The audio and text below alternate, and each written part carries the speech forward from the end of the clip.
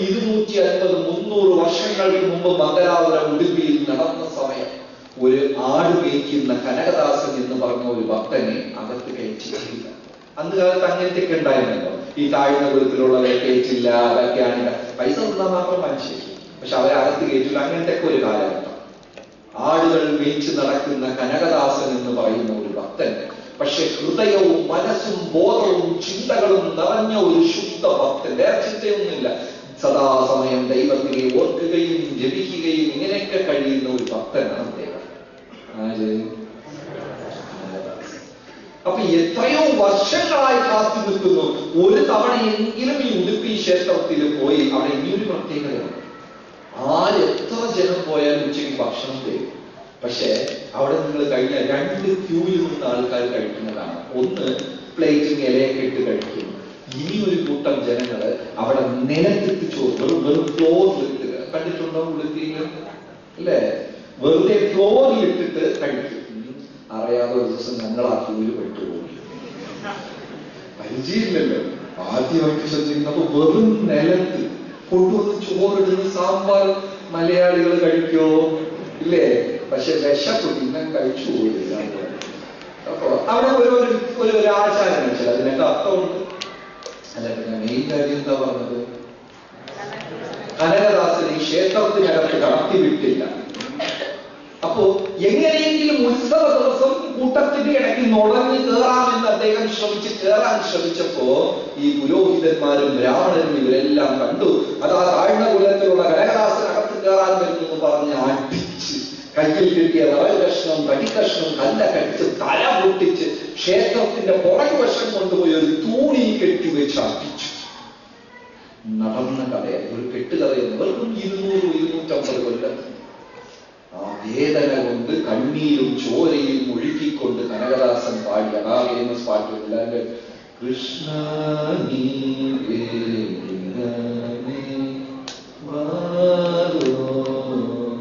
പാടി.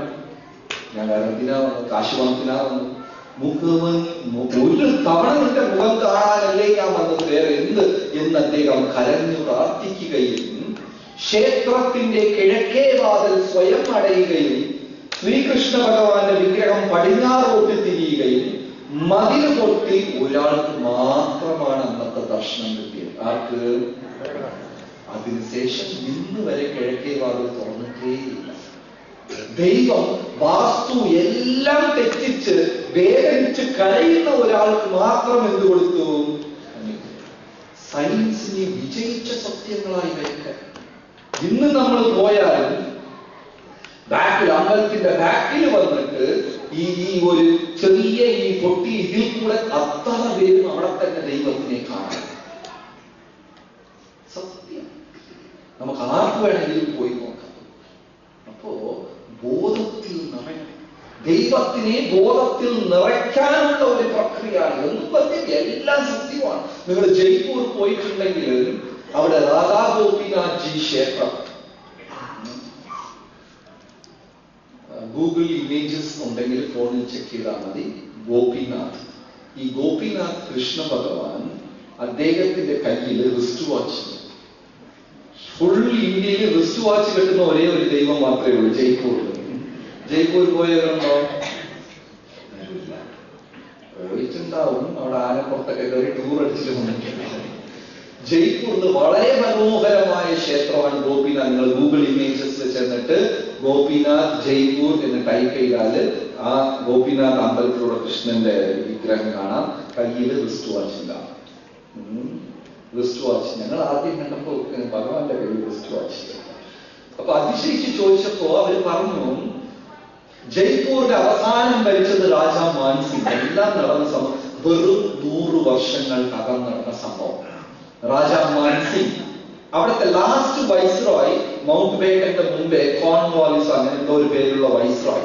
ഈ viceroy Raja മാൻസിംഗിന്റെ close ഫ്രണ്ടായിരുന്നു, വളരെ അടുത്ത സുഹൃത്തായിരുന്നു. അപ്പൊ ഒരു ദിവസം രാജാ മാൻസിംഗിനെ കാണാൻ ഈ ബ്രിട്ടീഷുകാരൻ ചെന്നപ്പോ അദ്ദേഹം പൂജ, അമ്പലം, വിശ്വാസം, ദൈവം, രാവിലെ പൂജ. ചിലരെ കണ്ടില്ലേ, രാവിലെ എണീറ്റ് കഴിഞ്ഞാൽ പച്ച, മഞ്ഞ, നീല, അവർക്ക് ആ അമ്പലം ഈ അമ്പലം ഇതെല്ലാം കഴിഞ്ഞ് ഭക്ഷണം കഴിക്കും.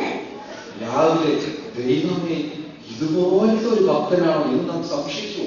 അതേ മനുഷ്യൻ രാത്രി ഫുള്ളടിച്ചിട്ട് 4 കാര്യം നടക്കില്ല. അവൻ തന്നെ രാക്ഷസ രാത്രി ആയപ്പോ. ഇങ്ങനത്തെ ആരെങ്കിലും നമ്മളെ പരിചയിച്ചിട്ടുണ്ടോ? ആണ് അല്ലേ? അപ്പോ ഇദ്ദേഹം രാവിലെ പൂജയോട് പൂജ, രാജാ മാൻസിംഗ് ഈ ബ്രിട്ടീഷ് സുഹൃത്തും വന്ന് കാത്തിരിക്കുന്നു. കുറച്ചു കഴിഞ്ഞപ്പോൾ അദ്ദേഹത്തിന്റെ ക്ഷമയൊക്കെ നഷ്ടപ്പെട്ടു. അദ്ദേഹം പരിഹാസത്തോട് പറഞ്ഞു, നിങ്ങളുടെ ഭാരതീയർ ഒരിക്കലും നന്നാവില്ല. നിങ്ങൾ പശുവിനെ പൂജിക്കും, ചെടിയെ പൂജിക്കും, മലയെ പൂജിക്കും, നദിയെ പൂജിക്കും, കല്ലിനെ പൂജിക്കും, നിങ്ങൾക്ക് ഭ്രാന്താണ്. ഇതും കൂടെ കേട്ടപ്പോ രാജാ മാനസിങ്ങിന് അത്ര രസിച്ചില്ല, ഇഷ്ടപ്പെട്ടില്ല. അദ്ദേഹം പൂജിക്കുന്നതിനെ പൂജിച്ച് പറയുമ്പോൾ അദ്ദേഹം പറഞ്ഞു, അങ്ങനൊന്നും പറയണ്ട, ഇത് ദൈവമാണ്, ഞങ്ങളുടെ വിശ്വാസം, ജീവനുണ്ട് എന്നൊക്കെ പറഞ്ഞു. അപ്പൊ അയാൾ പറഞ്ഞു, എന്നാ ശരി, ഒരു കാര്യം ചെയ്യും. അപ്പോഴാണ് ഈ പൾസ് വാച്ച് കണ്ടുപിടിച്ച സമയം. അപ്പൊ നമുക്ക് വാട്സ് വാച്ച് ഉണ്ട്, ബാറ്ററി. കുറച്ചു മുമ്പേ മറ്റേ സാധനമില്ലേ, കീ കൊടുക്കുന്ന വാച്ച്. ഇതിന്റെ ഇടയ്ക്ക് ഒരു പൾസ് വാച്ച് വന്നിരുന്നു. കയ്യിൽ കെട്ടി ഷേക്കായ ആ വാച്ച് ഓടും. ഒരു 3-4 ദിവസം ഇറക്കി വെച്ചാൽ ആ വാച്ച് നിന്നു പോകും. ഓർമ്മയുണ്ട് അങ്ങനത്തെ ഒരു വാച്ച്? ഇപ്പൊ ഉണ്ടോന്നറിയില്ല. പൾസ് വാച്ച് അത് കണ്ടുപിടിച്ച സമയം ഈ വൈസ്രോയി പറഞ്ഞു, നിങ്ങളുടെ കല്ലിന് ജീവനുണ്ടെങ്കിൽ ഇത് ഞാൻ കെട്ടിവെക്കാം, ഓടുന്നോ എന്ന് നോക്കാമെന്ന്. ആ മനുഷ്യൻ അവിടെ 3 ദിവസം കഴിഞ്ഞ് ആ വാച്ച് ഇറക്കിയപ്പോ ആ വാച്ച് നിൽക്കാതെ സംശയിച്ചു. അയാൾ വീണ്ടും പരിശോധിച്ചു, അതിശയിച്ചു പോയി. ഇന്നും നമ്മൾ ആ ഗോപിനാഥ് ക്ഷേത്രത്തിൽ പോയാൽ അവിടെ പല അറ്റകുറ്റപ്പണികളും ഇതെല്ലാം റിപ്പയർ എല്ലാം ചെയ്തിരിക്കുന്നത് ഈ ബ്രിട്ടീഷുകാർ. ആ വൈസ്രോയുടെ പേരൊക്കെ എഴുതി വെച്ചിട്ടുണ്ട്. ഇന്നും അതിന് ഓർമ്മയായിട്ട് കൃഷ്ണൻ എന്താ കെട്ടി വെച്ചിരിക്കുന്നത്? വാച്ച്. നിങ്ങൾ ചെക്ക് ചെയ്താണ് ഇമേജസ് നോക്കിയാൽ കാണാൻ പറ്റും. പ്രതിമാനഹീതു സാക്ഷാത് പ്രജേന്ദ്രനന്ദൻ. കല്ലല്ല, ശിലയല്ല, ലോകമല്ല, ബിംബമല്ല, കൃഷ്ണ നീ വ്യക്തിയാണ്. രാമായണം, ഭാഗവതം, പുരാണ കഥകൾ വിശ്വസിച്ച് അതിന്റെ ആഴത്തിൽ ഇറങ്ങി അതിന്റെ ശരിക്കും റിസർച്ച് ചെയ്താൽ സയൻസിനെ വിജയിക്കുന്ന ഒരുപാട് കാര്യങ്ങൾ നമുക്ക് അതിനകത്ത് നിന്ന് മനസ്സിലാക്കാൻ പറ്റും. അപ്പൊ ജീവിതത്തിൽ ഈശ്വരനെ ചേർക്കേണ്ടത് വളരെ അത്യാവശ്യമാണ്. നമ്മുടെ ജീവിതത്തിൽ ഈശ്വരനെ ചേർത്ത് കഴിഞ്ഞാൽ ഇന്ന് ജീവിക്കുന്ന രീതിയല്ല, ജീവിതം മുഴുവനും മാറും. പഴയ 4 കെട്ട് വീടൊക്കെ കണ്ടിട്ടുണ്ട് അല്ലേ? നടുമുറ്റം തുറന്നു വെച്ചിരിക്കും, ആകാശം കാണാനില്ല. എന്തിനാണെന്ന് ചോദിച്ച ആൾക്കാർ പറയും, പ്രകാശം വരാം, മഴ പെയ്യാൻ, വെള്ളം വരാൻ, കള്ളം വരാൻ, എല്ലാത്തിനും വേണ്ടിയാ തുറന്നു വെച്ചിരിക്കുന്നത്. സത്യമാണ്, ശരിയാണ്. പക്ഷേ അമ്പലം പണിയുമ്പോൾ നോക്കിക്കഴിഞ്ഞാൽ നടുക്ക് ദൈവത്തിന്റെ ശ്രീകോവിൽ ഉണ്ടാവും, ചുറ്റി നമുക്ക് ആകാശം കാണും. ഗുരുവായൂരൊക്കെ പോയാൽ നടുക്ക് അമ്പലം, ചുറ്റി നടന്ന ആകാശം കാണും.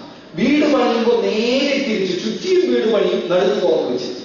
വാസ്തു അനുസരിച്ച് എന്താണെന്ന് നോക്കിക്കഴിഞ്ഞാൽ ജീവിതത്തിന്റെ മധ്യേ ഈശ്വരൻ. അത്രയേ മധ്യഭാഗം ആരുടെയാണ്? ദൈവത്തിന്.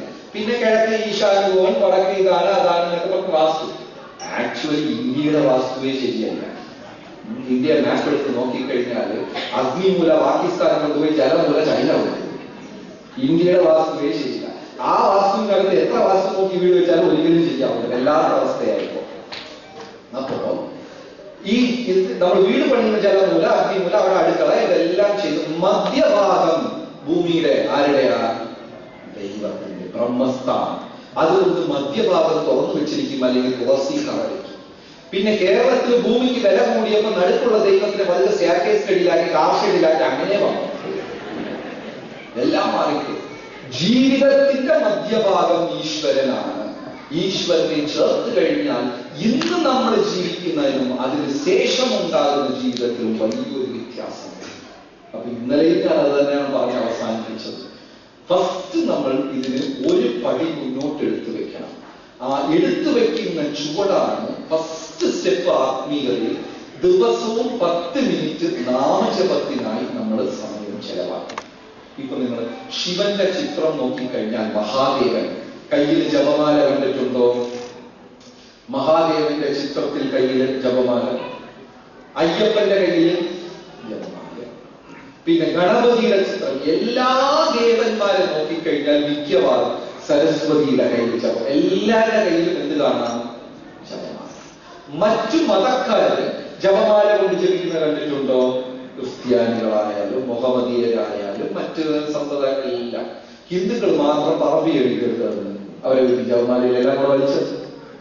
അപ്പൊ ജപം, ദൈവത്തിന്റെ നാമം എന്ന് പറയുന്നത് എല്ലാ തലത്തിലുള്ള ആത്മീക വ്യക്തികളുടെയും ആധ്യാത്മിക ജീവിതത്തിന്റെ ആദ്യത്തെ ചവിട്ടുപടിയാണ് നാമജപം ചെയ്തു കഴിഞ്ഞാൽ. അതുകൊണ്ടാണ് ഇതിനെ മന്ത്ര എന്ന് പറയുന്നത്. ശരീരം നന്നായി നിലനിർത്താൻ വേണ്ടി ചിലരൊക്കെ ഓടും, ചാടും, എക്സസൈസ് ചെയ്യും, ഭക്ഷണം കഴിക്കും, ഡയറ്റ് ഫോളോ ചെയ്യും, എല്ലാം ചെയ്യുന്ന പോലെ മനസ്സിന്റെ എക്സസൈസ് ആണ് മന്ത്ര. ത്രായത്തെ മനഃ. മൻ എന്ന് വെച്ചാൽ മനസ്സ്, ത്ര എന്ന് വെച്ചാൽ മനസ്സിനെ അഴുക്കിൽ നിന്ന് ഉദ്ധരിക്കുന്ന സാധനമാണ് മന്ത്ര. മനസ്സിന്റെ എക്സസൈസ് ആണ്. ശരീരത്തിന്റെ എക്സസൈസ് പോലെ തന്നെ മനസ്സിന്റെ എക്സസൈസ് ആണ് മന്ത്ര. പല്ലുവേദന കാരണം ഗോവിന്ദപിള്ള ആത്മഹത്യ ചെയ്തു, കേട്ടിട്ടുണ്ടോ? ഇല്ല. വയറുവേദന കാരണം ആത്മഹത്യ ചെയ്തു, കേട്ടിട്ടുണ്ടോ? മനപ്രയാസം കാരണം ആത്മഹത്യ ചെയ്തു, കേട്ടിട്ടുണ്ടോ? ശരീരത്തിൽ എത്ര നഷ്ടം വന്നാലും സഹിക്കുന്ന നമ്മൾ എവിടെ പ്രയാസം വന്നാൽ സഹിക്കില്ല? ഉടനെ കണ്ടുപിടിക്കും, എന്തെങ്കിലൊക്കെ ചെയ്യും, ഈ ഒറ്റ കൊണ്ട് നടക്കും, അരവട്ടാക്കി കളയും മനസ്സ്. അപ്പൊ അതിനുവേണ്ടി നമ്മൾ ചെലവാക്കുന്ന സമയമാണ് ജീവിതത്തിന്റെ ഫസ്റ്റ് ഫൗണ്ടേഷണൽ സ്റ്റെപ്പ്. അതാണ് നാമജപം. 10 മിനിറ്റ് നമുക്ക് ഓരോരുത്തർക്കും അങ്ങനെ ചെയ്യാൻ സാധിച്ചു കഴിഞ്ഞാൽ അറിയാതെ നമ്മുടെ മാനസിക ലെവൽ അടുത്തതിൽ പോകും. വേദനയും ദുഃഖവും സുഖവും വന്നാൽ അത് തട്ടിത്തെറിച്ചു പോകും, ഉള്ളിൽ കൊള്ളത്തില്ല. മനസ്സതിന്റെ ശക്തി ഇങ്ങനെ പൂർവാധികം ഭംഗിയായി അത് നേടിക്കൊണ്ടേയിരിക്കും. മനസ്സ് ശക്തി നേടുന്തോറും പ്രയാസങ്ങൾ അതിനെ ബാധിക്കത്തില്ല, എല്ലാം ഇല്ലാണ്ട്. ഈ മനസ്സിന് ഒരുപാട് കഴിവുകളുണ്ട്, നമുക്കറിയാത്തതാ. നിങ്ങൾക്ക് ആ പരിചയമുണ്ടോ എന്നറിയില്ല. ആദ്യം ട്രെയിനിലും പ്ലെയിനിലൊക്കെ പോകുമ്പോൾ ഉറങ്ങി തൂങ്ങി തട്ടും, അവിടെ തട്ടും, ഇവിടെ തട്ടും, അതെല്ലാം സംഭവിക്കും. പക്ഷെ കണ്ണു മടച്ച് നമ്മൾ ഉറങ്ങാണ്. അടുത്തുള്ള ആൾ എണീക്കുന്നത്, മേലെ സാധനങ്ങൾ എടുക്കുന്നത്, സംസാരിക്കുന്നത് എല്ലാം അറിയാം, പക്ഷെ ഞാൻ കണ്ണടച്ച് ഉറങ്ങാണ്. ഇങ്ങനത്തെ ഒരു എക്സ്പീരിയൻസ് ആർക്കെങ്കിലും ഉണ്ടായിട്ടുണ്ടോ? നമ്മൾ കണ്ണടച്ച് ഉറങ്ങില്ല, പിന്നെ എങ്ങനെ മനസ്സിലായി? ഇനി ഒരു അനുഭവം പറയണമെങ്കിൽ, ആദ്യമായിട്ട് നമ്മൾ ഒരു സ്ഥലത്ത് പോവാ, ഇതുവരെ അവിടെ പോയിട്ടില്ല, പക്ഷെ ചെന്ന ഉടനെ എനിക്ക് ഈ കേട്ടിന് അറിയാം, ഇയാൾ നടന്നു വരുന്നത് അറിയാം, ഈ ഒരു കോൺവെർസേഷൻ നടന്നത് എനിക്ക് കറക്റ്റായിട്ട്. ഇങ്ങനത്തെ എക്സ്പീരിയൻസ് എത്ര പേർക്ക് ഉണ്ടായിട്ടുണ്ട്? നമ്മൾ ലൈഫിൽ ആദ്യമായിട്ടില്ലേ അവിടെ പോകും, പിന്നെ എങ്ങനെ മനസ്സിലാവും? മനസ്സിന്റെ തലങ്ങൾ നമ്മൾ തുറന്നു കഴിഞ്ഞാൽ വളരെ പവർഫുൾ ആണ് നമ്മൾ. സ്ത്രീകൾ വോട്ടി നിൽക്കും, ഒരു 100 മീറ്റർ പുറകെ ഇറങ്ങി നിന്നുകൊണ്ടിരിക്കും, ഇവർ പുറത്ത് നോക്കി നിൽക്കാം. അവിടെ നിന്നിട്ട് ഈ സ്ത്രീയെ നോക്കും, ഇവർ ഇവിടെ നിന്ന് ഡ്രസ് ചെയ്യാൻ. ഇവർക്ക് എങ്ങനെ മനസ്സിലായി ബാക്കി നാള് കാണും? ഒരുപാട് നിഗൂഢമായ കഴിവുണ്ട് മനസ്സിന്. പക്ഷേ ഇപ്പൊ നമ്മളതെല്ലാം കളഞ്ഞിട്ട് എവിടെ നമ്മളെ ബാങ്ക് ബാലൻസ്, ഭക്ഷണം എവിടെ, ഏത് ഹോട്ടലിൽ, ഈ ഒരു ശാരീരിക തലത്തിൽ മാത്രം ജീവിതം ചെലവാക്കുന്നത് കൊണ്ടാണ് ശരിക്കും ഞാൻ ആരാണെന്ന് പോലും എനിക്ക് തിരിച്ചറിയാൻ പറ്റാത്തത്. ഈ ആത്മീയ തലത്തിൽ ഒരു സ്റ്റെപ്പ് എടുത്തു വെച്ച് കഴിഞ്ഞാൽ ഉള്ളിലുണ്ടാകുന്ന സന്തോഷം, തൃപ്തി, ഇതെല്ലാം നമ്മളെ വേറെ ഒരു തലത്തിലോട്ട് കൊണ്ടുപോകും. അതിന്റെ ഫസ്റ്റ് സ്റ്റെപ്പാണ് ഏത്? 108 പ്രാവശ്യം. പിന്നെ ദൈവത്തിന്റെ പേര് തന്നെ പറയുന്നത് കൊണ്ട് നമ്മുടെ ജീവിതത്തിൽ ഈശ്വരന്റെ കൃപയും ഉണ്ടായിരിക്കും. അപ്പോ എല്ലാവർക്കും ഒരു ദിവസം 10 മിനിറ്റ് ചെലവാക്കിക്കൂടെ? അതാ 1 മണിക്കൂർ കൊണ്ട് സംസാരിക്കുള്ളൂ. 10 മിനിറ്റ് ചെലവാക്കാൻ പറ്റൂലേ എല്ലാവർക്കും? എത്ര പേർക്ക് സാധിക്കും? 10 മിനിറ്റ്സ്. അപ്പോൾ ഒരു ഡെമോ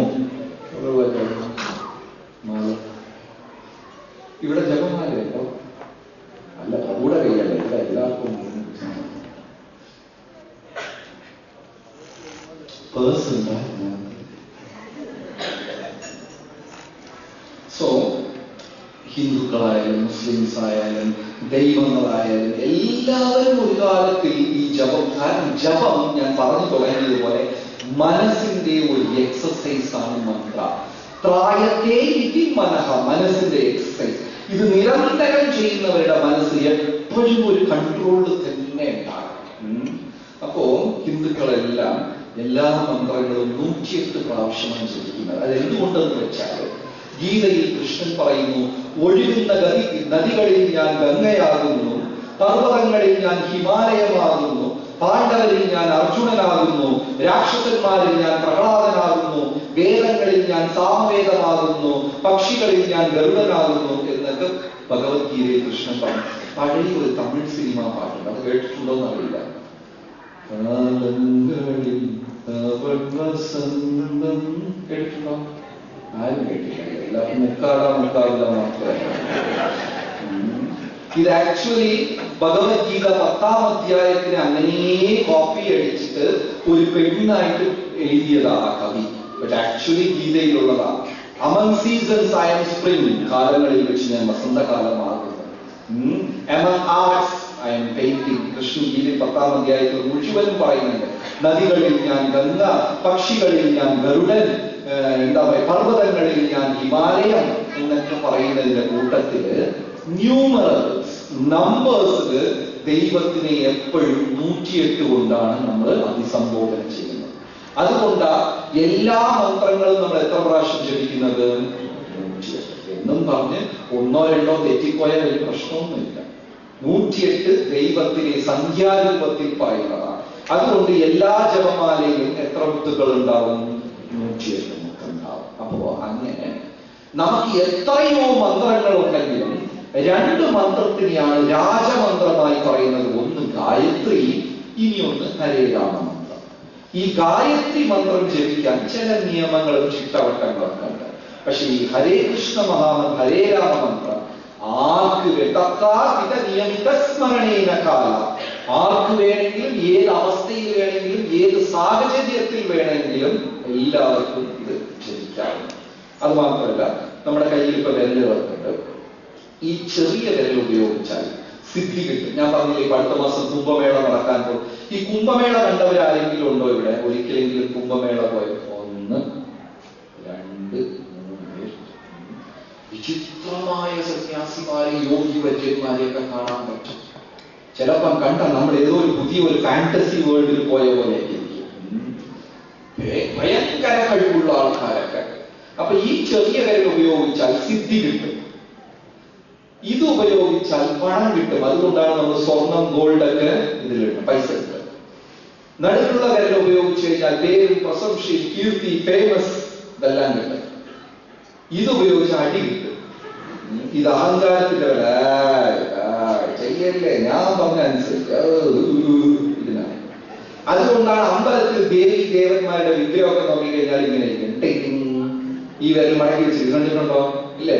നല്ല കർമ്മങ്ങൾക്ക് ഒന്നും ഉപയോഗിക്കില്ല. അപ്പൊ മുനിമാർ, ഋഷിമാരൊക്കെ തപസ്യ ചെയ്യുമ്പോഴത്തേക്കും ഇതിനെ മടക്കിയൊക്കെ വയ്ക്കും.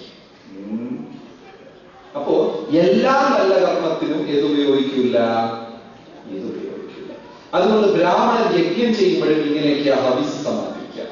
അപ്പൊ നമ്മൾ ബാക്കി 3 വിരലിൽ മാല എടുത്തിട്ട് ഒരു പ്രാർത്ഥനാ മന്ത്രമുണ്ട്, 2 വരിയുള്ളത്. അത് ചൊല്ലി ഒരു പ്രേയർ, ജയ ശ്രീ കൃഷ്ണ ചൈതന്യ പ്രഭു നിത്യാനന്ദ ശ്രീ അദ്വൈത ഗദാധര ശ്രീവാസാദി ഗൗരഭക്തരുടെ ഒരു തവണ ചൊല്ലി 108 പ്രാവശ്യം ഹരേ കൃഷ്ണ കൃഷ്ണ കൃഷ്ണ ഹരേ ഹരേ, ഹരേ രാം രാം രാം ഹരേ ഹരേ, ഹരേ കൃഷ്ണ കൃഷ്ണ കൃഷ്ണ ഹരേ ഹരേ, ഹരേ രാം രാം രാം ഹരേ. ഇങ്ങനെ 108 തവണ ചൊല്ലാൻ 10 മിനിറ്റ്.